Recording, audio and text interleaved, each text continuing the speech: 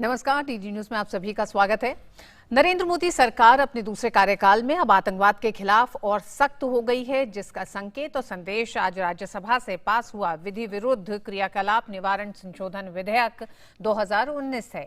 इस बिल के पास होने के साथ ही एनआईए को मिल गए हैं अब और अधिकार। अब संगठन के साथ व्यक्ति को भी आतंकी घोषित करने का है प्रावधान।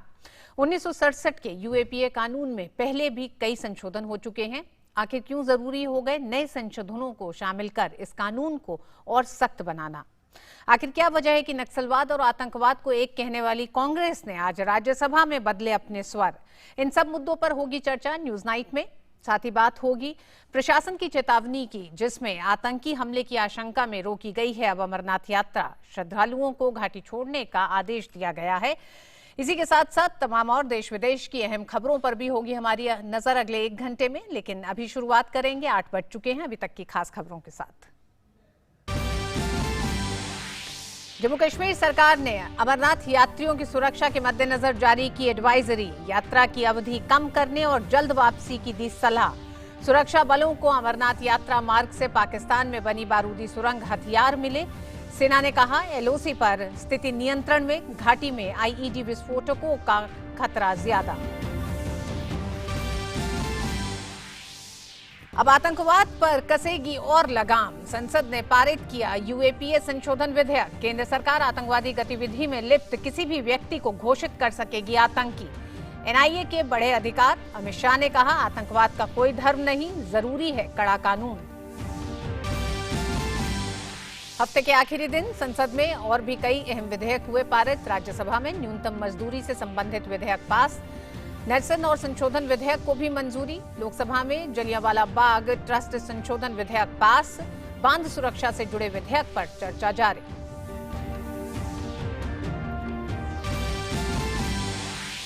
कुलभूषण जाधव को राजनयिक पहुंच देने के मामले में भारत का सख्त रुख। पाकिस्तान से जाधव को प्रतिशोध और धमकी के भय से मुक्त माहौल में बिना किसी रुकावट के राजनयिक पहुंच देने को कहा। अमेरिकी विदेश मंत्री माइक पोम्पियो से मुलाकात में विदेश मंत्री एस जयशंकर की दो टूक। कहा कश्मीर पर कोई भी वार्ता केवल पाकिस्तान के साथ और द्विपक्षीय।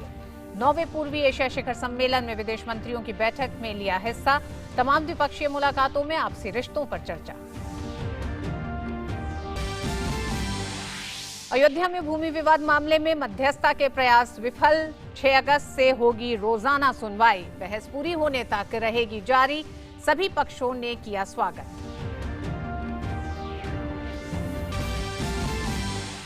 त्रिपुरा में स्थानीय पंचायत चुनाव में बीजेपी की भारी जीत। मिली 90% सीटें। पीएम मोदी और अमित शाह ने किया राज्य की जनता का धन्यवाद। नतीजों से उत्साहित बीजेपी ने पश्चिम बंगाल और केरल में सत्ता में आने की जताई उम्मीद।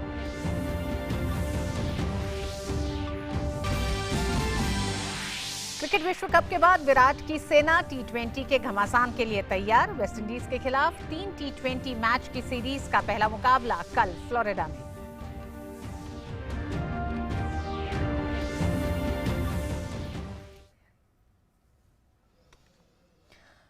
और आइए खबरों की शुरुआत करेंगे जम्मू कश्मीर से। पाकिस्तान में बैठे आतंकवादी कश्मीर घाटी में अमरनाथ यात्रा को निशाना बनाने की साजिश रच रहे हैं, लेकिन सुरक्षा बल इस तरह की किसी भी साजिश को विफल करने के लिए पूरी तरह से मुस्तैद है।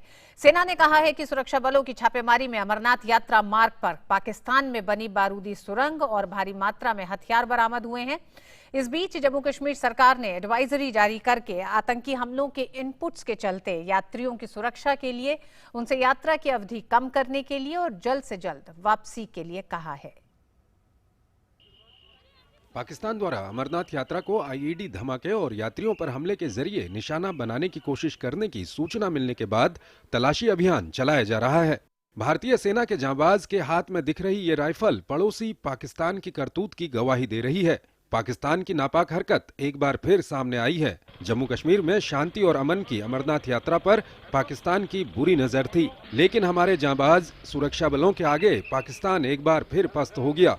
सेना, सीआरपीएफ और जम्मू कश्मीर पुलिस के साझा ऑपरेशन के जरिए पाकिस्तान की बदनीयत कामयाब नहीं हो पाई।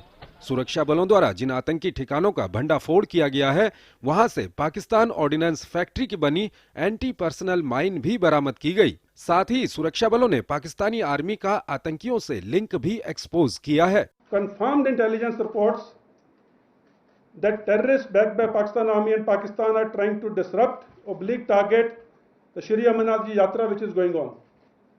Caches of ammunition, explosives and weapons have been recovered along these routes, and a Pakistan Army's mine has been recovered in these searches from the caches, which clearly indicates that Pakistan Army is involved in terrorism in Kashmir. Amarnath यात्रियों की सुरक्षा के मद्देनजर जम्मू कश्मीर सरकार की तरफ से advisory Amarnath यात्रियों और पर्यटकों की सुरक्षा के लिए जारी की गई। इस एडवाइजरी के अनुसार आतंकी हमलों के इनपुट्स के चलते यात्रियों की सुरक्षा के लिए उनसे यात्रा की अवधि कम करने के लिए और जल्द से जल्द वापसी के लिए रवाना होने को कहा गया है। एडवाइजरी के बाद अमरनाथ श्रद्धालु सतर्क हैं, लेकिन बाबा बर्फानी के भक्तों के जोश में कोई कमी नहीं है। बम बम भोले, बम बम भोले, भारत माता की जय, भारत माता की जय। सेना की तरफ से कश्मीरी माताओं से भी गुजारिश की गई है। ढिल्लन ने कहा कि मेरी सभी माताओं बहनों से अपील है कि उनका बच्चा अगर पत्थर फेंकता है तो वो गलत हाथों में जा चुका है और कल को आतंकी गतिविधियों में शामिल होने वाले ज्यादातर युवा पहले पत्थरबाज ही होते हैं, इसलिए ऐसे युवाओं का समय रहते ध्यान रखा जाना जरूरी है। जितने भी लड़के वैली में टेररिस्ट बनते हैं उसमें से 83% ऐसे थे जो एक टाइम पे स्टोन पेल्टर थे। तो अगर आपका बच्चा 500 रुपए के लिए गली में जाके स्टोन फेंकता है या पत्थर फेंकता है सिक्योरिटी फोर्सेस पे, तो वो कल का टेररिस्ट है। 2019 में 7% टेररिस्ट को मार दिया गया पहले 10 दिन में ज्वाइन करने के बाद। पाकिस्तान जिस आतंक के बूते अपने लिए जो तलाश रहा था वो तो उसे नहीं मिला, लेकिन आज पाकिस्तान के जो राजनीतिक और आर्थिक हालात हैं वो किसी से छिपे नहीं हैं। पूरी दुनिया में आतंक के लिए बदनाम पाकिस्तान अब पूरी तरह से अलग थलग पड़ चुका है। पाकिस्तान में महंगाई आसमान छू रही है। बर्बादी के बारूद पर बैठा पाकिस्तान अपनी हरकतों से बाज नहीं आ रहा है और आज भी भारत के खिलाफ आतंकवादियों को फंडिंग कर रहा है। लेकिन सुरक्षा बलों के बुलंद हौसलों के आगे पाकिस्तान लगातार बेनकाब हो रहा है। Bureau report, DD news. और आतंकी सोच पर कड़े प्रहार से ही रुकेगा आतंकवाद। वहीं दूसरी तरफ आज राज्यसभा में आज विधि विरुद्ध क्रियाकलाप निवारण संशोधन विधेयक यानी यूएपीए पर तीखी बहस हुई है। चर्चा के दौरान पक्ष और विपक्ष के बीच सवाल जवाब का सिलसिला भी चला और अंत में ये बिल पास भी हो गया। बिल के पक्ष में 147 तो विपक्ष में 42 वोट पड़े। इससे पहले ये बिल लोकसभा में भी पास हो चुका है। इस बिल के दुरुपयोग को लेकर विपक्षी पार्टी कांग्रेस और अन्य दलों ने सवाल खड़ा किया तो गृहमंत्री अमित शाह ने जवाब में कहा कि सरकार की प्राथमिकता आतंकवाद को जड़ से मिटाना है। आतंकवाद और आतंकवादियों के खिलाफ और अधिक सख्ती करने तथा जांच करने वाली एजेंसियों को ज्यादा अधिकार देने से जुड़े गैर कानूनी क्रियाकलाप निवारण संशोधन विधेयक यानी यूएपीए संशोधन बिल को संसद की मंजूरी मिल गई है। लोकसभा पिछले हफ्ते ही इस बिल को मंजूरी दे चुकी है, जबकि राज्यसभा ने शुक्रवार को इसको मंजूरी दे दी। विधेयक पर हुई चर्चा के बाद पहले राज्यसभा ने विपक्ष के संशोधनों को नकार दिया और फिर विधेयक पर हुए मतदान में इसे 42 के मुकाबले 147 मतों से मंजूरी दे दी। And the bill is passed.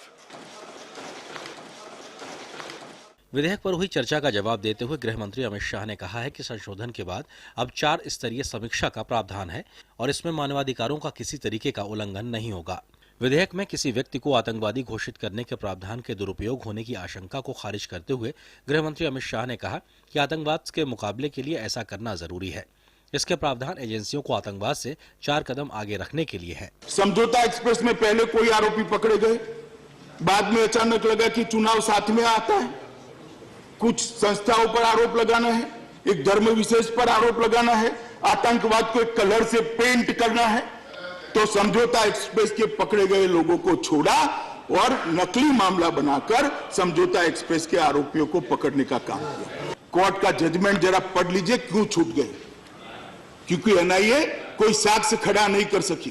अगर 2009 में यासीन भटकल को टेररिस्ट घोषित कर दिया होता तो देश के सारे पुलिस स्टेशनों में, सारी एजेंसियों में उसका फोटो भी होता और यासीन भटकल वही कलकत्ता की पुलिस से एनआईए की जद में आ गया हो। सदन में विपक्ष ने इसे प्रवर समिति में भेजने की मांग की, लेकिन यह प्रस्ताव 85 के मुकाबले 104 मतों से खारिज हो गया। चर्चा में हिस्सा लेते हुए कुछ सदस्यों ने विधेयक को जहां बेहद जरूरी बताया, तो वहीं कुछ सदस्यों ने कानून के दुरुपयोग की भी आशंका जताई।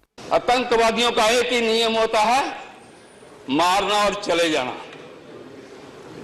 क्या देश में इस प्रकार से चलेगा? मैं जिस उस प्रदेश से आता हूं जहां पे आतंकवाद पनप रहा है और 1999 के 89 से लेकर आज तक जिस प्रकार आतंकवाद बढ़ा है, वहां पे कहां से कि हम कह रहे हैं कि कानून का बदल होना चाहिए, पोटा होना चाहिए, टाडा बदला गया जी, उसमें संशोधन लाए गए। अगर उसका दुरुपयोग हुआ तो किसने किया? कि आपके संशोधन जहां आतंकवाद से लड़ने का है, हमें कोई आपत्ति नहीं, हम समर्थन करते हैं, लेकिन हमें आपत्ति इस बात की है कि जब से आपकी सरकार आई है, एनआईए के कामकाज में फर्क पड़ गया है। तमाम सदस्यों की आशंकाओं को गृह मंत्री अमित शाह ने अपनी चर्चा में जवाब दिया और कहा कि आतंकवाद का कोई धर्म नहीं होता, आतंकवादी मानवता के खिलाफ होते हैं। इसके खिलाफ कठोर कानूनों का सभी को समर्थन करना चाहिए। हमारी एजेंसियों को हमने मजबूत करना, ये कानून मैं लेकर नहीं आया। कानून 1967 में मान्यवर को किसकी सरकार थी? कांग्रेस की। 2004 में पहला अमेंडमेंट आया, किसकी सरकार थी? कांग्रेस की। 2008 में दूसरा अमेंडमेंट आया, किसकी सरकार थी? कांग्रेस की। 2013 में तीसरा अमेंडमेंट आया, किसकी सरकार थी? कांग्रेस की। आतंकवाद के खिलाफ जो कठोर कानून लाते हैं, जो भी सरकार लाती है मान्यवर, इसका सबने स्वागत करना चाहिए। एनआईए को ज्यादा अधिकार दिए गए हैं।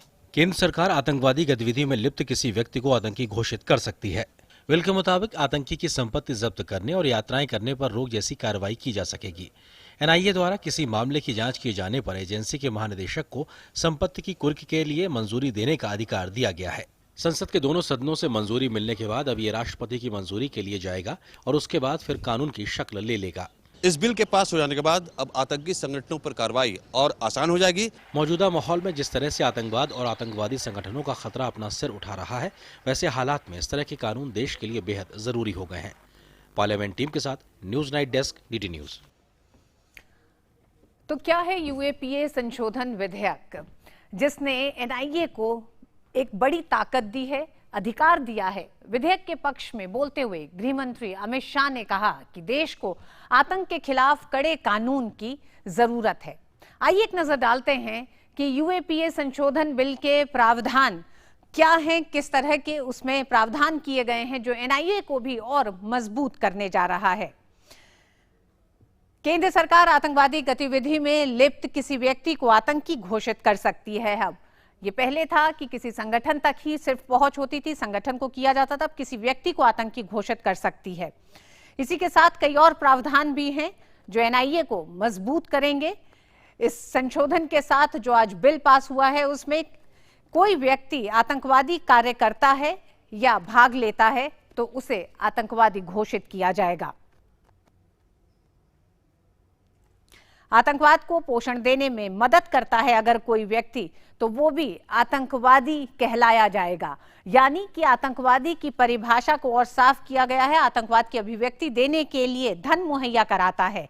अगर किसी तरह का आर्थिक समर्थन उस आतंकवाद की गतिविधि या फिर आतंकवाद को अंजाम देने में लगता है, अगर जिसने भी उस धन मुहैया कराया वो भी आतंकवादी ही कहलाएगा।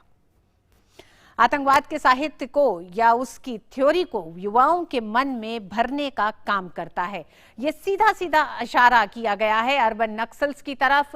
जिस तरह से आज हमने राज्यसभा में भी देखा कि कांग्रेस ने जो दलीलें दी हैं, उस दलील में साफ दिखाई देता था कि आखिर क्या वजह है कि कांग्रेस जब अपने कार्यकाल के दौरान इन्हीं तमाम अर्बन नक्सल्स को या उन बुद्धिजीवियों को जो एक बौद्धिक समर्थन देते हैं नक्सलवाद को, उनके खिलाफ थी, तो फिर आज वो रुख बदला हुआ क्यों था।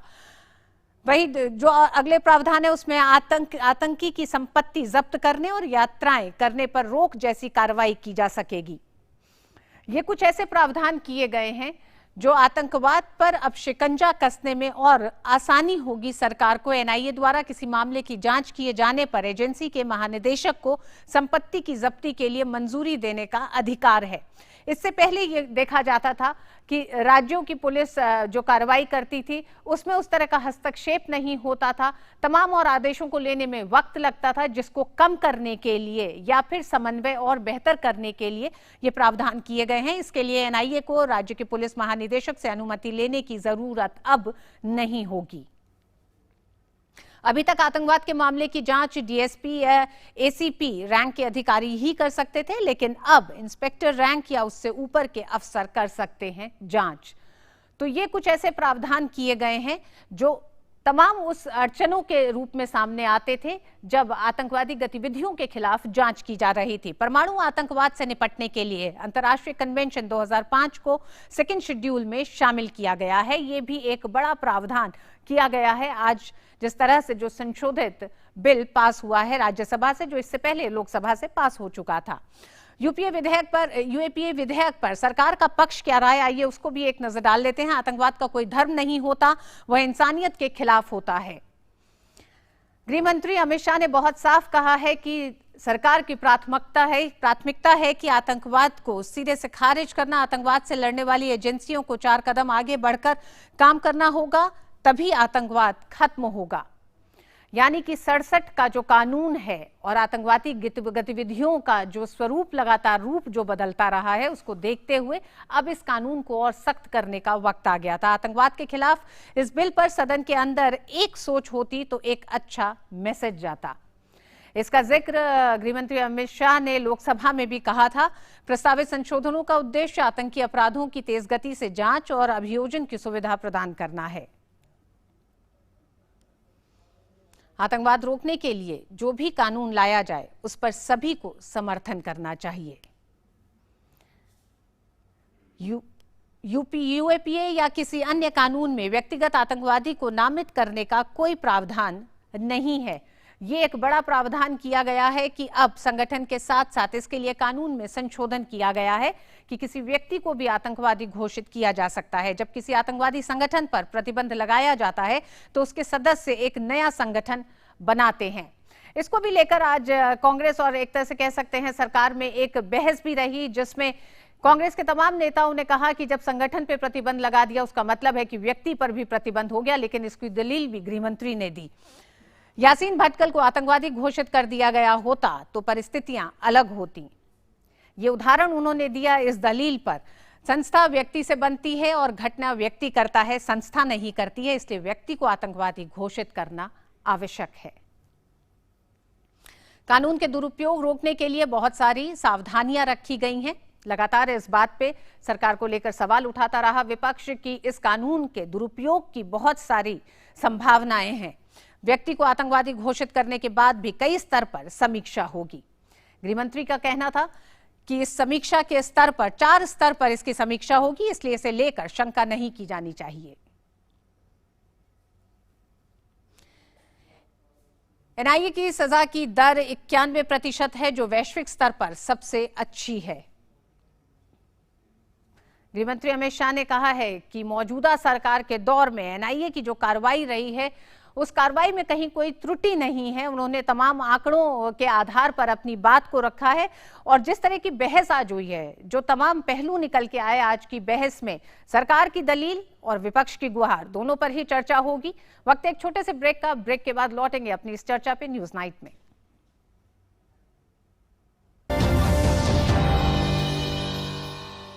क्यों बहनों, मिल गई ना खबर कैंप की? हाँ आशा, तू तो वहाँ मेरी नजर का इलाज करवा। नजर ही नहीं चाची, नाक, कान, त्वचा, शुगर, बीपी या कोई यौन रोग हो, सेहत और इलाज की मुफ्त सुविधा अब हमारे घर पर ही आ गई है। कैंप की अधिक जानकारी शहरी स्वास्थ्य केंद्र से या अपनी बस्ती की आशा से प्राप्त कीजिए। स्वस्थ बनी जीवन, हर बस्ती हर आंगन। राष्ट्रीय शहरी स्वास्थ्य मिशन हरियाणा। भैया 2 कोल्ड ड्रिंक देना। 30 रुपए दे दो।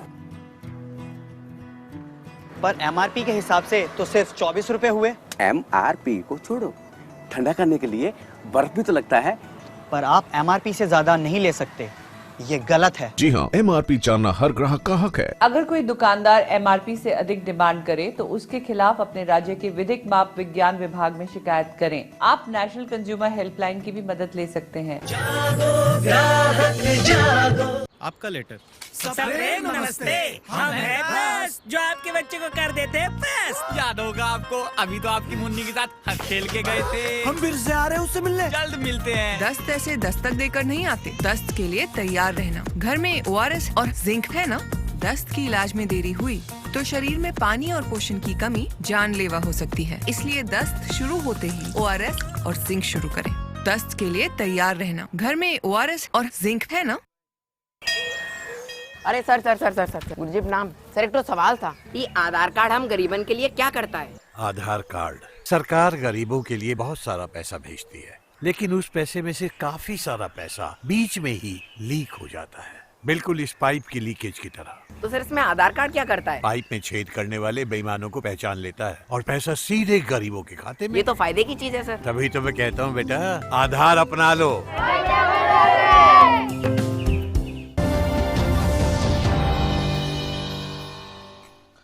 और न्यूज नाइट में आज हम चर्चा भी इसी विषय पे करेंगे। यूएपीए राज्यसभा से पारित हो चुका है, यानी कि संसद से पारित हो गया, लोकसभा में इससे पहले पारित हो गया था। आज हमारा विशेष भी है कि आतंकवाद के खिलाफ और सख्त हुआ कानून।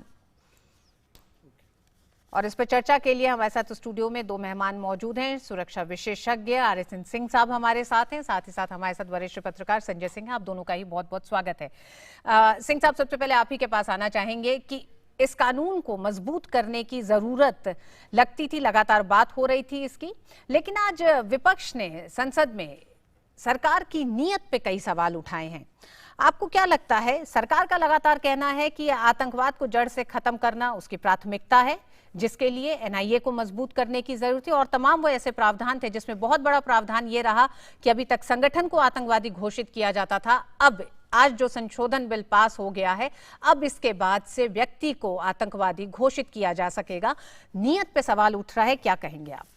नहीं, देखिए, कुछ लोगों ने जिन्होंने विरोध किया उनकी अपनी पीड़ा है। मैं 2-3 उदाहरण आपको दे देता हूँ।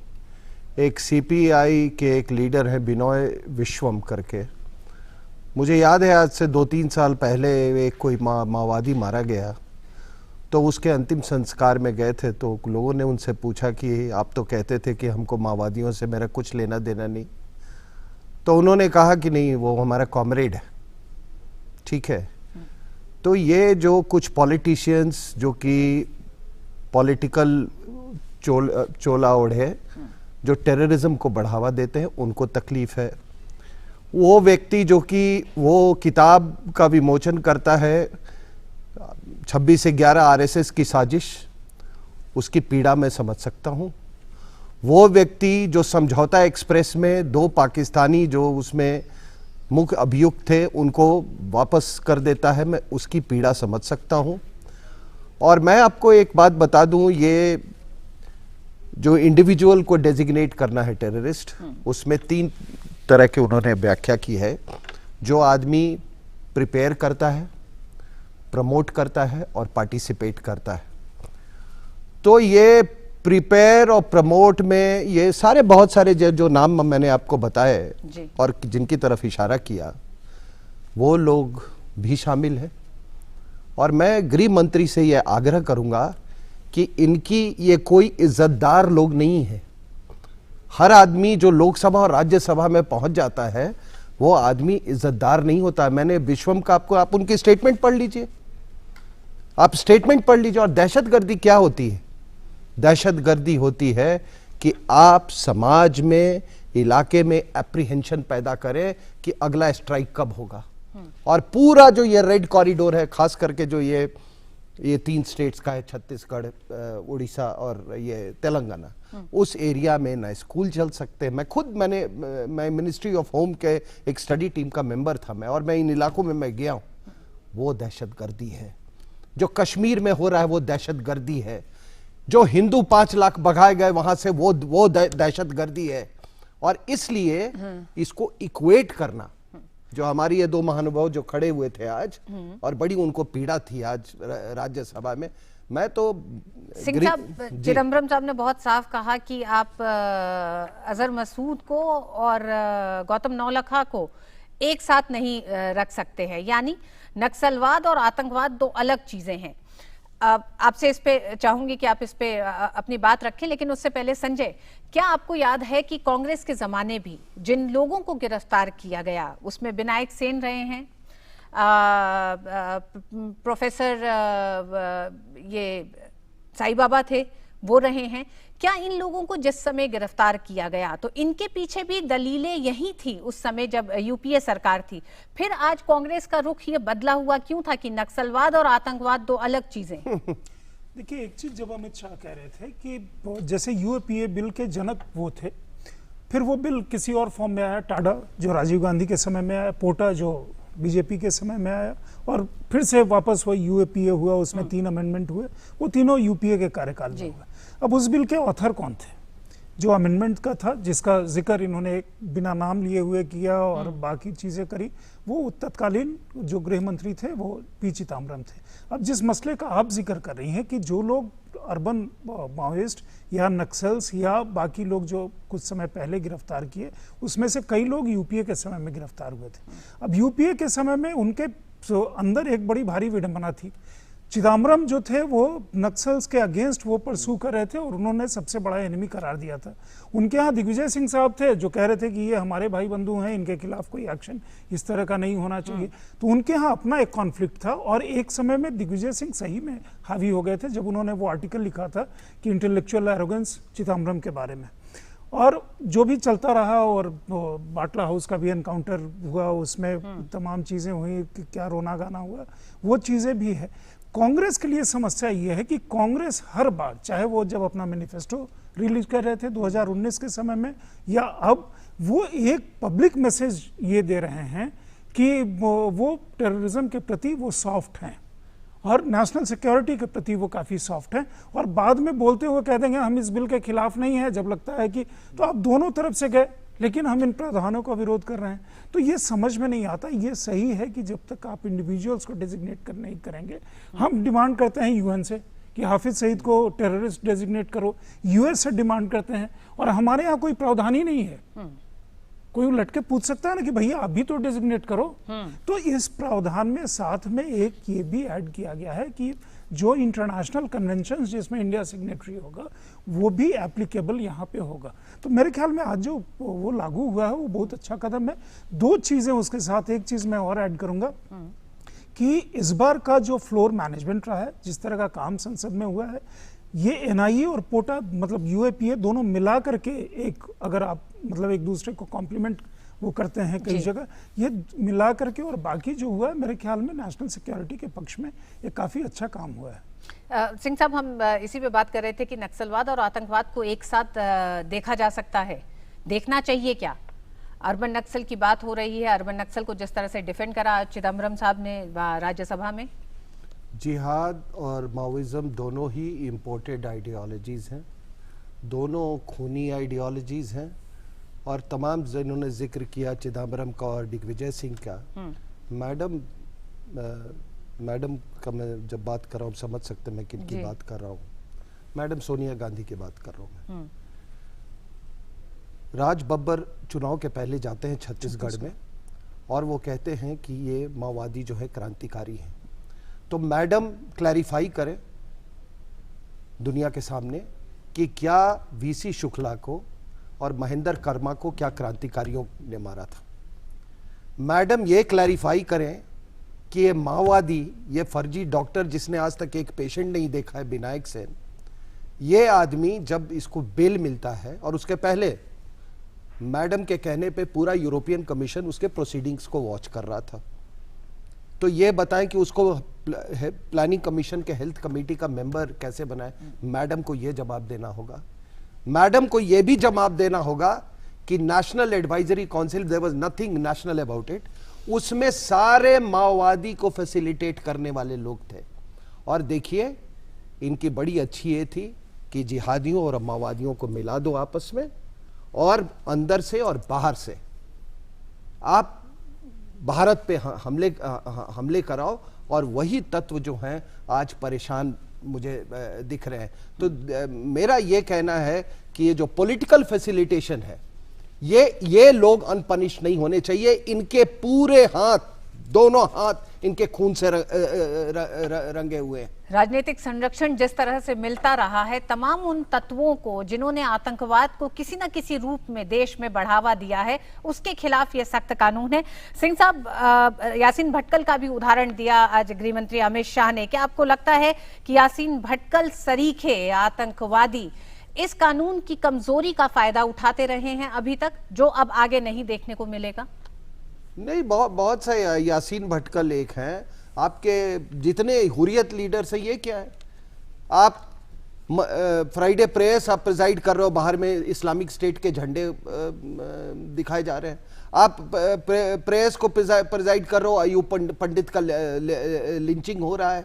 तो ये क्या है? आप क्यों ऐसा रिस्पेक्टेबिलिटी दिया है आप लोगों ने?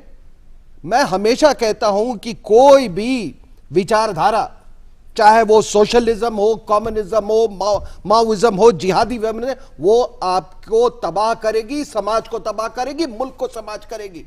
ये इतनी बड़ी सभ्यता को बाहर की इज्म की जरूरत नहीं है। और ये तमाम जो लोग ये बाहर आज देखिए, चीन इतने सारे, उन्होंने अभी वो जो ये हलाल शॉप्स हैं, उन्होंने कहा कि आप अरेबिक में नहीं लिखोगे, दाढ़ी बैन कर दिया, बुर्का बैन कर दिया। ये जितने कम्युनिस्ट नेता है, एक शब्द नहीं, डेफनिंग साइलेंस, डेफनिंग साइलेंस। और यहां पर ये कह रहे हैं कि आप मतलब ये आप ह्यूमन राइट्स को, ये विनय विश्वम बोलता है कि ह्यूमन राइट्स को वायलेट। अरे शर्म करो, स्टालिन तो पैदा ही नहीं होना चाहिए था, और माओ तो आदमी नहीं जानवर था। मतलब इस तरह के तो आरोप सिंह साहब, मतलब हमें लगता है कि इस तरह के आरोप नहीं उतने जायज होने चाहिए जैसे आप कह रहे हैं। लेकिन तब भी संजय जी, विचारधाराओं को लेकर अपना एक नाराजगी, एक गुस्सा हो सकता है, उस विचारधारा ने देश को क्या दिया उस पर सवाल हो सकता है। लेकिन लगातार जिस तरह से कांग्रेस का एक दोहरा रवैया दिखाई दे रहा है राष्ट्रहित को लेकर, आतंकवाद को लेकर, क्या वो आज और ज्यादा आज एक तरह से बेपर्दा हुआ है राज्यसभा में? देखिए, 3 जो बिल आए, एक आरटीआई, एक आपका ट्रिपल तलाक और एक आज का यूएपी। हाँ, मैं इसलिए भी कह रही हूँ संजय जी कि एनआईए पे लगातार लेके एनआईए को मजबूत करने पे सवाल खड़ा कर रहे हैं। मैं जरा सा उसको ब्रॉड बेस कर रहा हूँ। ये तीनों में अगर आप देखेंगे तो कांग्रेस कहेगी कि मैं बिल का हम विरोध नहीं कर रहे हैं, लेकिन जो उनके यहाँ जो दोहरापन है, अंतर्द्वंद है, जिसको पता नहीं क्या, इतनी कंफ्यूज पार्टी तो हो नहीं सकती जो पार्टी 60 साल देश पे राज की हो। एक आज उसका मानक देखिए, दिग्विजय सिंह स्वयं सवाल पूछते हैं, मतलब जो ऑन रिकॉर्ड है, कि जिसका अमित शाह जवाब दे रहे थे कि यूएपीए होगा तो सबसे पहले मुझे तो आतंकवादी नहीं घोषित करेंगे। तो अमित शाह ने उसका बहुत अच्छा जवाब दिया। उन्होंने कहा कि अगर आप कुछ ऐसा करेंगे तो आप पकड़े ऐसा जाएंगे। नहीं करेंगे तो नहीं पकड़े जाएंगे। आप दूसरे तरह से उसको आप रिलेट कर सकती हैं। उसी दिन कश्मीर में लेफ्टिनेंट जनरल जो वहां प्रिजाइड कर रहे हैं, उन्होंने कहा कि एनीवन हु पिक्स अप, जो भी बंदूक उठाएगा वो साल भर के अंदर, ये कोइंसिडेंस है, ये अलग अलग चीजें हैं। लेकिन जो नेशनल सिक्योरिटी पे जो एक थ्रस्ट होना चाहिए किसी भी राष्ट्र का, देखिए कभी भी कोई भी कानून ऐसा बनेगा, कोई नहीं कह सकता कि इसका दुरुपयोग नहीं हो सकता है। 100% तो प्रूफ कोई भी कानून नहीं हो सकता। कोई भी, आप पानी ज्यादा ना बहाएं, वो भी मतलब कहीं जाकर के किसी समय पे उसका दुरुपयोग हो सकता है, कोई दुरुपयोग कर सकता है, कोई अधिकारी कर सकता है। क्या कांग्रेस की कुर्ती राजनीतिक जमीन पर राष्ट्रहित के साथ समझौते के लिए तैयार हो गई है? देखिए, एक तो जिस पार्टी का अध्यक्ष ही नहीं है, उस पार्टी को लीड कौन कर रहा है, वो पार्टी आगे क्या करती है उसका पता कैसे चलेगा? तो ये उनकी एक विडंबना है, बाकी उनके साथियों की एक विडंबना है, जो विडंबना बार बार परिलक्षित हो रही। इस समय में देश का माहौल जो है, जो मूड है, वो सिक्योरिटी के प्रति काफी सजग है। इस समय मतलब इस पहले मोदी सरकार के दूसरा जो कार्यकाल है, उसके पहले सत्र में 2 ऐसे बिल पास होते हैं, एनआईए और यूएपीए का जो अमेंडमेंट है, वो सरकार किस तरफ मूव कर रही है, कितनी दृढ़ता से आगे बढ़ रही है। और कश्मीर मौके पे भी मतलब साथ में जो कुछ वहां एक अलग तरह बिल्कुल, और ये भी एक इत्तेफाक रहा संजय जी और सिंह साहब की, आज ये कानून यहाँ पास हो रहा था और आज ही अमरनाथ यात्रा को एक तरह से रोका गया है और श्रद्धालुओं को कहा गया है वहां से जाने के लिए, क्योंकि किसी तरह का एक टिप मिला है कि किसी तरह का हमला हो सकता है, आतंकवादी, पाकिस्तान से आतंकवादी जो उसको प्लान कर रहे हैं। सिंह साहब, इसमें 2-3 चीजें जो प्रावधान है उसमें बहुत संक्षेप में आपसे जानना चाहूंगे। एनआईए की ताकत को जो बढ़ाया गया है कि पुलिस में महानिदेशक से अनुमति लेने की अब जरूरत नहीं होगी। होगी। क्या आपको लगता है ये इन प्रावधानों की भी जरूरत थी, क्योंकि एनआईए को कई तरह की इस तरह की अड़चनें आ रही थी? देखिए, चैलेंजेस बढ़ गए हैं। मैं हमेशा कहता हूं कि कश्मीर का जो रिवर्बरेशंस है ये पूरे इंडिया में हो रहा है। कश्मीर में बुरहान वानी मारा जाता है तो केरला के कोर्ट्स में धमाके होते हैं। तो कुछ जो ये प्रावधान लाए गए हैं वो स्पीडी एक्शन, स्पीडी ट्रायल्स और एक तरह की हमारी जो जिहादी हैं उनका पैन इंडियन सोच है। मैंने कहा कि कश्मीर और केरला का मैंने लिखा है, तो उसी तरीके से हमारे जो सिक्योरिटी फोर्सेस हमारा भी पैन इंडिया होना वो हमारा पैन इंडिया अप्रोच होना चाहिए, वो है। दूसरा है, आपने देखा कि ये ऑर्गेनाइजेशंस का, जैसे इंडियन मुजाहिदीन को बैन किया तो सिमी को बैन किया तो इंडियन मुजाहिदीन, ये चीजें होती है। तो मेरे ख्याल से जो इंडिविजुअल को टेररिस्ट घोषित करने का ये कम से कम एक कुछ मतलब काफी हद तक डर पैदा करेगा। जी संजय, उसमें देखिए अभी तक का प्रावधान था कि स्टेट का जो डीजी होगा वो प्रॉपर्टी अटैचमेंट के लिए कहेगा तभी होगा। अच्छा, स्टेट का डीजी कई जगह हो सकते हैं, फिर वो उसमें एक लंबा चौड़ा प्रोसीजर फॉलो होगा। तो एनआईए अगर कोई केस हैंडल करे और कन्विंस्ड है कि व्यक्ति डेजिग्नेटेड टेररिस्ट है या उसमें और आतंकियों की संपत्तियों को कुर्क और जब्त करने का भी अधिकार, अदरवाइज किसी को आप डेजिग्नेट अगर टेररिस्ट करते हैं, कुछ है ही नहीं तो आप करेंगे फिर क्या? एक छोटा सा ये जनरली जो मैंने देखा है कि स्टेट के जो पुलिस का जो महकमा होता है वो लोग ज्यादा किसी चीज को लॉ एंड ऑर्डर प्रिज्म से देखते हैं। एनआईए किसी चीज को इंटरनल सिक्योरिटी पे, दोनों में बहुत फर्क है। आंतरिक सुरक्षा के लिहाज से एनआईए की जिस तरह की कार्रवाई होती है उसे और मजबूत करने के लिए इस कानून के कुछ प्रावधान किए गए हैं। ये कानून अब संसद से पास हो चुका है, यानी कि आने वाले समय में आतंकवाद को बढ़ावा देने वाले, उसमें संलिप्तता, उसको किसी भी रूप में किसी भी तरीके से उसको बढ़ावा और उसको एक तरह से मदद करने वाले, उस विचार को ज्यादा बढ़ाने वालों के खिलाफ अब सख्त कार्रवाई होगी। बहुत बहुत शुक्रिया हमारे दोनों ही मेहमानों का स्टूडियो आने का और इस पूरे बिल पर एक लंबी विस्तार से चर्चा करने के लिए शुक्रिया। वक्त एक छोटे से ब्रेक का। न्यूज नाइट में खबरें भी और भी हैं, देखते रहिए डीटी न्यूज।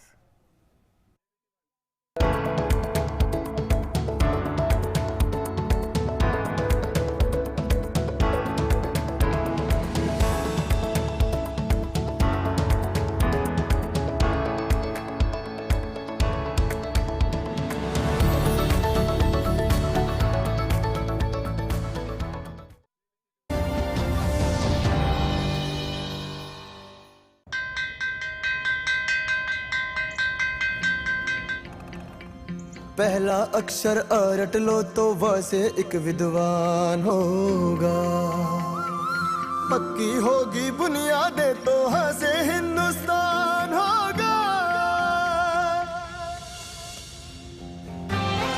करो शुरुआत करो तो पक्की बात करो। वंडर सीमेंट, एक परफेक्ट शुरुआत। क्या आपके साथ भी ऐसा हुआ है? ग्राहक होने के नाते धोखा? क्या आप चुपचाप सहन करके बैठ जाते हैं या अपने हक की लड़ाई लड़ते हैं? मेरे साथ भी धोखा हुआ था। बस अपनी शिकायत लिखी, अपोजिट पार्टी के फैक्ट्स और डॉक्यूमेंट्स के साथ कंज्यूमर फोरम में जमा कर दी। न वकील की फीस लगी और फैसला भी 3 महीने में आ गया। आप भी सोचिए मत, अपने हक की लड़ाई कंज्यूमर फोरम में लड़िए। जागो ग्राहक जागो। अरे भैया, क्या हमेशा के लिए बैंगलोर जा रहे हो क्या? प्लानिंग तो परफेक्ट होनी चाहिए ना। अब वहाँ किसी चीज की जरूरत होगी तो क्या भोपाल वापस आऊंगा? फिर ठीक है, लेकिन वहाँ अपना आधार अपडेट करना नहीं भूलना। आधार अपडेट? हाँ। पर कैसे करवाऊँ? किसी भी बैंक या पोस्ट ऑफिस के आधार केंद्र में जाकर आप अपने आधार को अपडेट करवा सकते हैं और एड्रेस के लिए UIDAI की वेबसाइट पर जाकर खुद बदल सकते हैं। जीवन को आसान बनाने के लिए हम हैं आधार के साथ। मेरा आधार, मेरी पहचान। और हफ्ते के आखिरी दिन संसद में और भी कई अहम विधेयक पारित हुए हैं। राज्यसभा में जहां न्यूनतम मजदूरी से संबंधित विधेयक पास हुआ तो साथ ही निरसन और संशोधन विधेयक को भी मंजूरी मिली। लोकसभा में जलियांवाला बाग ट्रस्ट संशोधन विधेयक के साथ ही बांध सुरक्षा से जुड़े विधेयक को हरी झंडी मिल गई। लोकसभा में शून्यकाल के बाद जलियांवाला बाग राष्ट्रीय स्मारक संशोधन विधेयक चर्चा के बाद पारित हो गया। संशोधन में ये प्रावधान किया गया है कि जलियांवाला बाग ट्रस्ट में अब कांग्रेस अध्यक्ष ट्रस्टी नहीं रहेगा। इसके बजाय लोकसभा में नेता प्रतिपक्ष या फिर सदन में सबसे बड़े विपक्ष का नेता ट्रस्टी होगा। साथ ही ये भी बदलाव किया गया है कि केंद्र सरकार ट्रस्ट के नामित सदस्यों की सदस्यता को बिना कोई कारण बताए हटा सकती है। इस बिल पर चर्चा की शुरुआत करते हुए पर्यटन मंत्री प्रहलाद पटेल ने कहा कि स्वाधीनता आंदोलन से जुड़े ट्रस्ट को राजनीति से ऊपर रखा जाना चाहिए। अभी तक सरकारें आती हैं और सरकारें हर संस्था पर कब्जा करना चाहती हैं। मैं अपने यशस्वी प्रधानमंत्री का हृदय से आभार व्यक्त करना चाहता हूं कि जलियांवाला बाग जिसकी शताब्दी वर्ष चल रहा है, उसमें ये संशोधन लाकर इस सरकार ने जो कोशिश की है कि हमने राजनीतिकरण को अलग किया है और राष्ट्रीयकरण उस संस्था का करने का काम किया है, ये हमारी नीति है, ये हमारा विचार है। लोकसभा में बांधों के प्रबंधन से जुड़ा एक अन्य विधेयक भी पारित हो गया। इस बिल के जरिए देश भर के बांधों की निगरानी, जांच, संचालन और रखरखाव का प्रावधान किया गया है। बिल के मुताबिक अब बांध की सुरक्षा के लिए राष्ट्रीय बांध सुरक्षा समिति गठित की जाएगी। बिल में राष्ट्रीय बांध सुरक्षा प्राधिकरण और राज्य बांध सुरक्षा संगठन बनाने का भी प्रावधान किया गया है। प्राधिकरण का काम राष्ट्रीय बांध सुरक्षा आयोग की सिफारिशों को लागू करवाना है। राज्य बांध सुरक्षा संगठनों के बीच के विवादों को सुलझाना और बांध बनाने वाली एजेंसियों को मान्यता देना भी इसका काम होगा। हम बांध पे अधिकार नहीं करना चाहते। बांध आपकी प्रॉपर्टी है, बांध आपका ही रहेगा, उसमें जो पानी है वो भी आपका रहेगा, उससे बनने वाली बिजली भी आपकी रहेगी। पानी में जिसका जितना शेयर है उतना ही रहेगा, उसकी बनने वाली बिजली में जितना शेयर जिसका है वही उतना ही रहेगा। बांध का स्वामित्व लेने की, बांध के ऑपरेशन एंड मेंटेनेंस में हस्तक्षेप करने का हमारा कतई इरादा नहीं है। केवल और केवल इतने पवित्र भाव के साथ में ये राष्ट्रीय सुरक्षा से जुड़ा हुआ विषय है, ये राष्ट्र के बड़े जो है इससे में तबाही को रोकने से जुड़ा हुआ विषय है। दूसरी तरफ राज्यसभा में यूएपीए विधेयक पारित ही हुआ, साथ ही निरसन और संशोधन विधेयक भी पारित हो गया। इस बिल के जरिए गैर जरूरी दर्जनों कानूनों को समाप्त किया जा सकेगा। साथ ही ये कानून किसी भी कानून की निरंतर समीक्षा की भी अनुमति देता है। 2 प्रकार के कानूनों को हम विलोपित कर रहे हैं। एक जो मूल कानून है, दूसरे जो संशोधन के कानून है, the main act and the amending act. Today, the UPA Act has been amended in 2019, but today's amendment stands incorporated in the Act of 1967. That is a simple norm of legislation. We all know it. So, if the amendment can go back to more than 45 years, sure it can go 1 year back. Rajya Sabha में न्यूनतम मजदूरी से संबंधित विधेयक भी पारित हो गया। ये बिल लोकसभा से पहले ही पारित हो चुका है। इस विधेयक के बाद कामगारों का न्यूनतम वेतन तय किया जा सकेगा और इससे करीब 50 करोड़ कामगारों को लाभ मिलेगा। जहां तक एम्प्लॉयर्स का प्रश्न है, पेनल्टीज को भी तर्कसंगत बनाया गया है। वायलेशन के हिसाब से दंड 10,000 रुपए से लेकर 1 लाख रुपए तक का रखा गया है। सभापति जी, ये कोर्ट वेजेज एक ऐसा मील का पत्थर साबित होगा जो सभी 50 करोड़ मजदूर भाई बहनों को सम्मानपूर्ण जीवन जीने का अधिकार देगा। लोकसभा और राज्यसभा में लगातार कामकाज चल रहा है और सरकार सभी जरूरी विधेयक पारित करवा रही है। सरकार का लक्ष्य है कि इस सत्र में सभी प्रस्तावित 39 विधेयक पारित करा लिए जाएं। राजेश राज, कुमार आलोक, सुधाकर और ऋषि के साथ अजय विक्रम सिंह की रिपोर्ट, डीडी न्यूज। अमेरिकी विदेश मंत्री माइक पोम्पियो से मुलाकात में विदेश मंत्री एस जयशंकर ने खरी खरी बात कह दी है। उन्होंने पोम्पियो से कहा कि कश्मीर पर कोई भी वार्ता केवल पाकिस्तान के साथ और द्विपक्षीय ही हो सकती है। जयशंकर ने बैंकॉक में 9वें पूर्वी एशिया शिखर सम्मेलन में विदेश मंत्रियों की बैठक में हिस्सा लिया, तो साथ ही तमाम द्विपक्षीय मुलाकातों में आपसी रिश्तों पर चर्चा की। भारत ने एक बार फिर साफ किया है कि कश्मीर पर कोई भी वार्ता केवल पाकिस्तान के साथ और द्विपक्षीय ही होगी। कश्मीर मामले पर मध्यस्थता के अमेरिका के राष्ट्रपति डोनाल्ड ट्रंप के बयान के बाद विदेश मंत्री एस जयशंकर ने अपने अमेरिकी विदेश मंत्री माइक पोम्पियो से शुक्रवार को 2 टूक कहा कि अगर कश्मीर पर किसी वार्ता की आवश्यकता हुई तो वो केवल पाकिस्तान के साथ होगी और द्विपक्षीय ही होगी। थाईलैंड की राजधानी बैंकॉक में कई अहम बैठकों के बाद पोम्पियो के साथ द्विपक्षीय बैठक में एस जयशंकर ने ये बातें कही। इस मुलाकात के बाद एस जयशंकर ने ट्वीट किया कि पोम्पियो से क्षेत्रीय मामलों पर विस्तृत वार्ता हुई।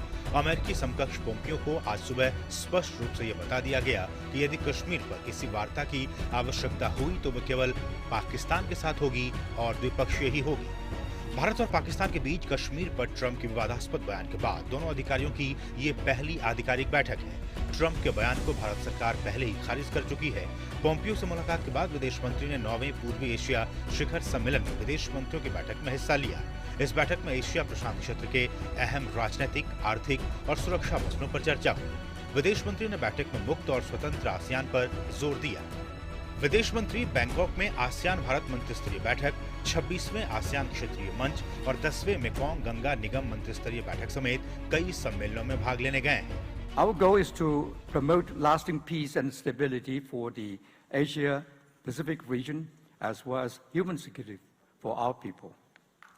For this reason, I propose that we focus our discussion today on how we can promote sustainable security. विदेश मंत्री एस जयशंकर ने शुक्रवार को मंगोलिया, श्रीलंका और वियतनाम समेत कई देशों के अपने समकक्षों से हिंद प्रशांत समेत तमाम आपसी महत्व के प्रमुख मुद्दों पर चर्चा की। विदेश मंत्री ने सबसे पहले वियतनाम के विदेश मंत्री के साथ मजबूत पारंपरिक दोस्ती पर बात की। इसके बाद विदेश मंत्री ने मंगोलिया के विदेश मंत्री के साथ सामरिक साझेदारी पर बातचीत की तो श्रीलंका के विदेश मंत्री के साथ आतंकवाद समेत तमाम मसलों पर चर्चा की। News time desk, DD news.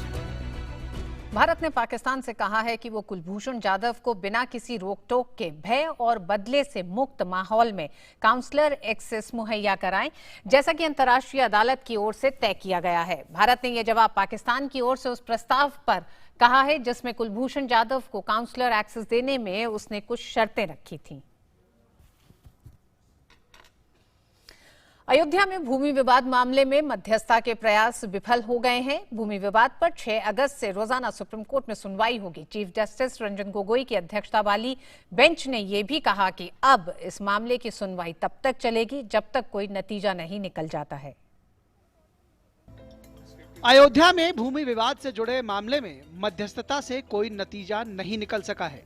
Ram जन्मभूमि बाबरी मस्जिद भूमि विवाद का सर्वमान्य समाधान मध्यस्थता के माध्यम से खोजने में सफलता नहीं मिलने के बाद सुप्रीम कोर्ट ने कहा है कि अब इस मामले में 6 अगस्त से रोजाना सुनवाई होगी। प्रधान न्यायाधीश रंजन गोगोई की अध्यक्षता वाली 5 सदस्यीय संविधान पीठ सुप्रीम कोर्ट के पूर्व न्यायाधीश FMI कलीफुल्ला की अध्यक्षता में गठित 3 सदस्यीय मध्यस्थता समिति की रिपोर्ट का संज्ञान लेने के बाद कहा कि हमें मध्यस्थता समिति के अध्यक्ष न्यायमूर्ति कलीफुल्ला द्वारा पेश की गई रिपोर्ट मिल गई है। हमने इसका अवलोकन किया है। मध्यस्थता कार्यवाही से किसी भी तरह का अंतिम समाधान नहीं निकला है, इसलिए हमें अब लंबित अपील पर सुनवाई करनी होगी जो 6 अगस्त से शुरू होगी। ये सुप्रीम कोर्ट ने आज ये डायरेक्शन दिया है कि वो 6 अगस्त से इस केस की डे टू डे हियरिंग करेंगे। सुप्रीम कोर्ट ने फर्दर कहा है कि निर्मोही अखाड़ा और रामलला विराजमान का सूट वो पहले टेकअप करेंगे। गौरतलब है कि सुप्रीम कोर्ट ने इस मामले को हल करने के लिए मध्यस्थता समिति को सौंपा था। पिछले महीने समिति का कार्यकाल बढ़ा दिया गया। समिति ने अपनी रिपोर्ट में कहा है कि हिंदू और मुस्लिम पक्षकार इस पेचीदगी भरे विवाद का कोई सर्वमान्य समाधान नहीं खोज सके। इस रिपोर्ट के बाद शीर्ष अदालत ने कहा कि इस प्रकरण के पक्षकारों को अपीलों पर सुनवाई के लिए अब तैयार रहना चाहिए। न्यायालय ने रजिस्ट्री कार्यालय से भी कहा है कि उसे भी दैनिक आधार पर इस मामले की सुनवाई के लिए न्यायालय के अवलोकन के उद्देश्य से सारी सामग्री तैयार रखनी चाहिए। कोर्ट ने ये भी साफ किया है कि इस मामले की सुनवाई नियमित आधार पर बहस पूरी होने तक चलेगी। तमाम पक्षों ने फैसले का स्वागत किया है।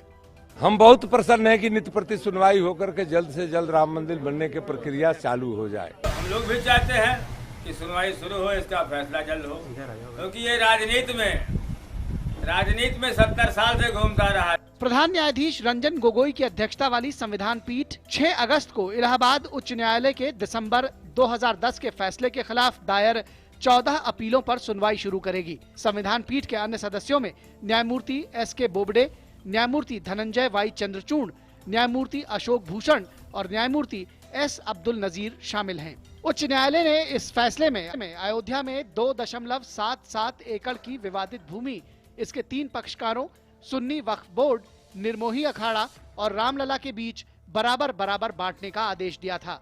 दिल्ली से विकास सारथी के साथ news night desk, DD news. Tripura में स्थानीय पंचायत चुनाव में बीजेपी को भारी जीत मिली है। पार्टी ने 90% सीटों पर कब्जा जमा लिया है। पीएम मोदी और बीजेपी अध्यक्ष अमित शाह ने राज्य की जनता का धन्यवाद किया है। नतीजों से उत्साहित बीजेपी ने पश्चिम बंगाल और केरल में भी सत्ता में आने की उम्मीद जताई है। त्रिपुरा में हुए पंचायत चुनावों में बीजेपी को 90% सीट मिली है। पार्टी में इसको लेकर उत्सव का माहौल है। 2018 में करीब 2 दशक से सत्ता पर काबिज मानिक सरकार के नेतृत्व वाले वाम मोर्चा को बीजेपी ने सरकार से हटाया। पार्टी ने युवा विप्लव देव को राज्य का मुख्यमंत्री बनाया। पीएम मोदी के नेतृत्व में पार्टी ने राज्य की दोनों लोकसभा सीट भी जीती। विधानसभा में जहां पार्टी को 43% वोट मिले, वहीं लोकसभा में 49% वोट पार्टी को मिले। और अब पंचायत चुनाव के आंकड़े पार्टी की कामयाबी को खुद बयां कर रहे हैं। राज्य में जिला परिषद में 8 जिलों की 116 सीटों में 114 पर बीजेपी को जीत मिली है।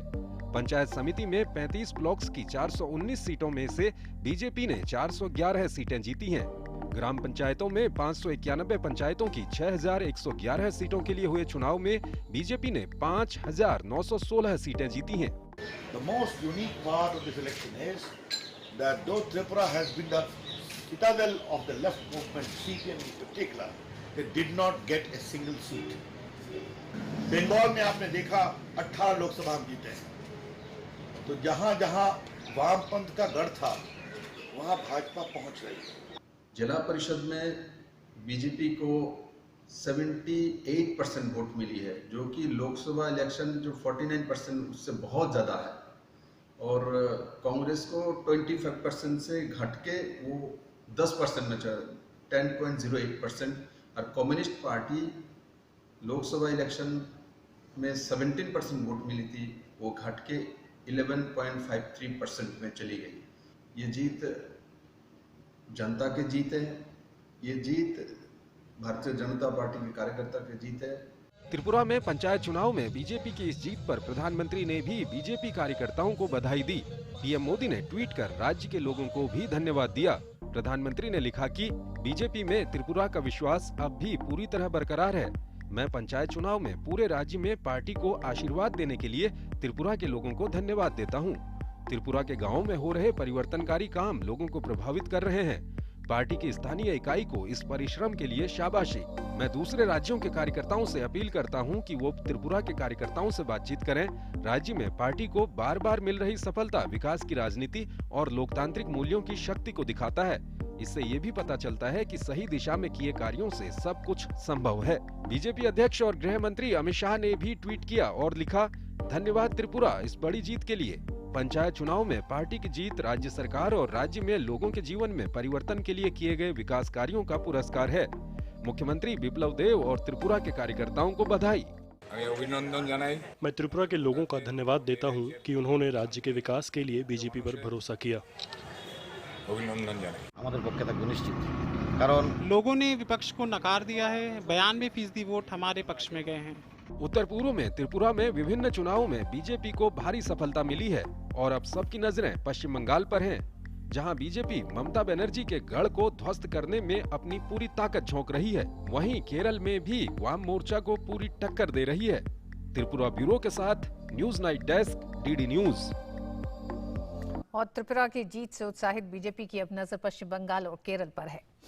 रात 10 बजे आज देखिए डीडी इंडिया पर हमारा खास कार्यक्रम ग्लोबल स्कैन। देखना ना भूलिएगा रात 10 बजे डीडी इंडिया पर हमारा खास कार्यक्रम ग्लोबल स्कैन।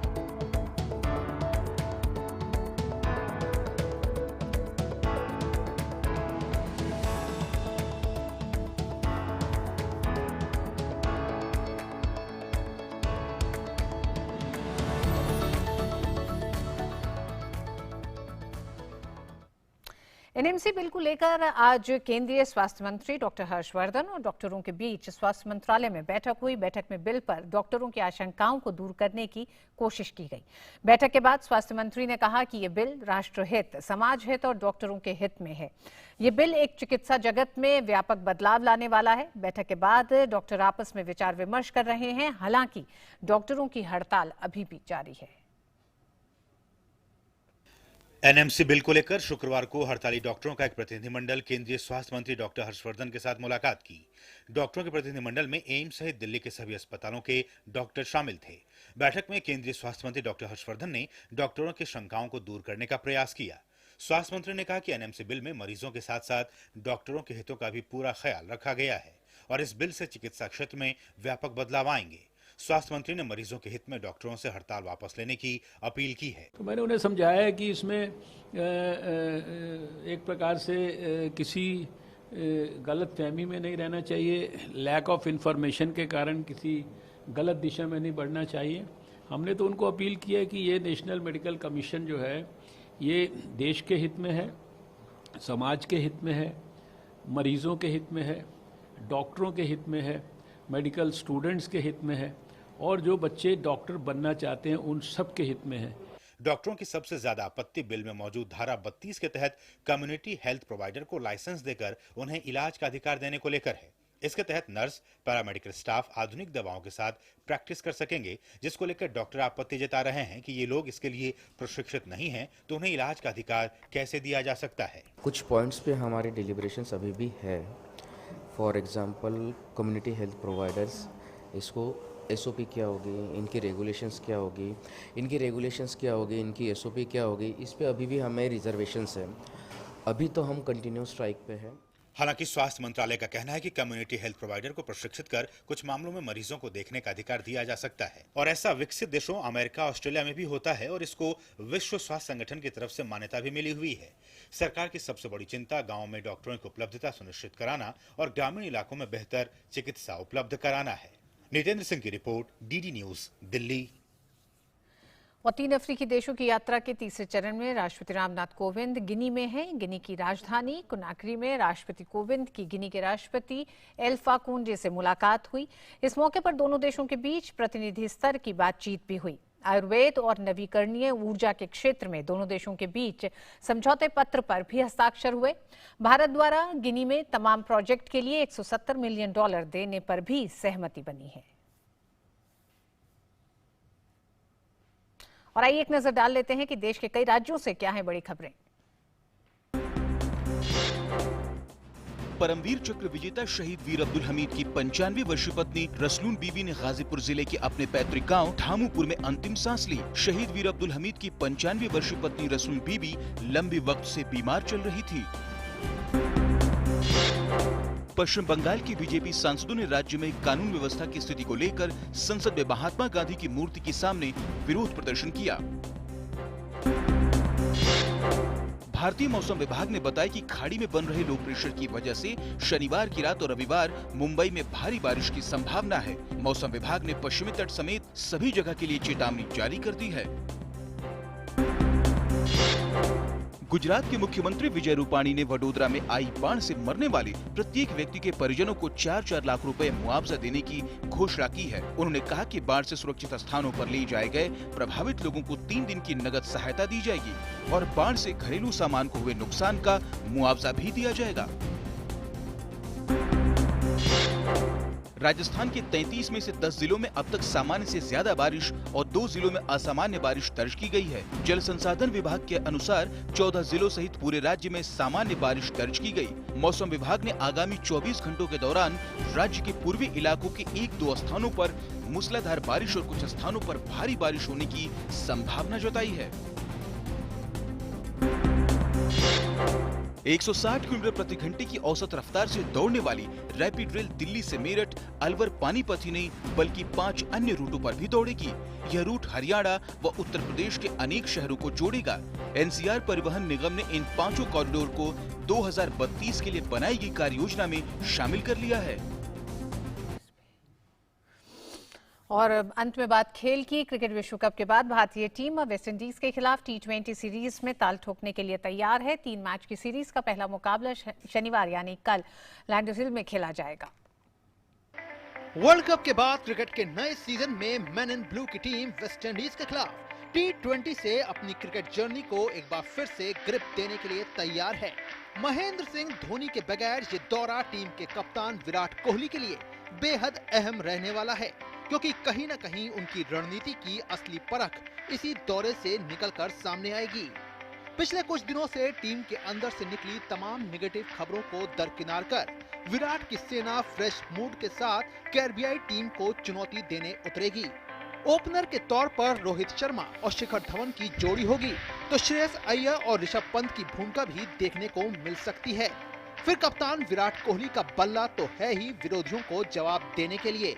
गेंदबाजी में बुमराह और शमी के बगैर इस डिपार्टमेंट का जिम्मा भुवनेश्वर कुमार और खलील अहमद के कंधों पर होगा।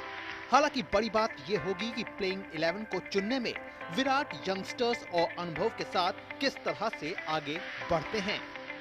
वहीं वेस्टइंडीज की बात करें तो टीम इस फॉर्मेट में जबरदस्त परफॉर्मेंस देती आई है और T20 विश्व कप की मौजूदा चैंपियन है। टीम के पास कार्लोस ब्रेथवेट, कीरोन पोलार्ड और आंद्रे रसेल की तिकड़ी है, जो अगर चल जाए तो विरोधी खेमे को हार का दर्द देने में ज्यादा देर नहीं लगाती। हालांकि इन दोनों टीमों के बीच पिछले 5 मैचों का लेखा जोखा देखा जाए तो 3 में भारत को जीत मिली है, जबकि एक मुकाबला वेस्टइंडीज ने जीता है तो एक बेनतीजा रहा है। तो विश्व कप के बाद नए सीजन के इस क्रैकर मुकाबले के लिए क्रिकेट प्रेमियों की नजरें गड़ी रहेंगी और जोश का नया रंग निकल कर सामने आएगा। Sports desk, DD news. तो भारत के लिए ढेरों शुभकामनाएं और इसी के साथ न्यूज नाइट में आज बस इतना ही। मुझे दीजिए इजाजत। डीडी न्यूज पे खबरें जारी रहेंगी। नमस्कार।